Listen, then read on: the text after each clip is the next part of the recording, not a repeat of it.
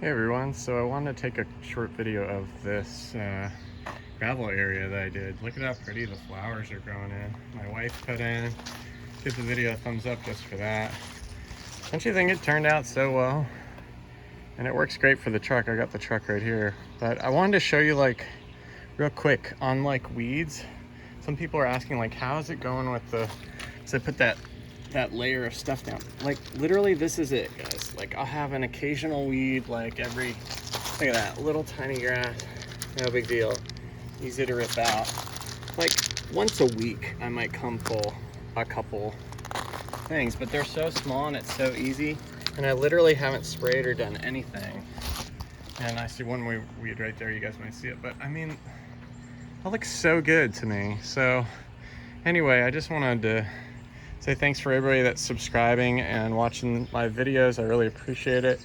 And stay tuned, because I'm starting to get creative with stuff, and I'm really hoping to save you guys time and money. So once again, this took about 8 hours of work, maybe about $300, and it turned out really beautiful, and it's easy to maintain. That's what I want to say.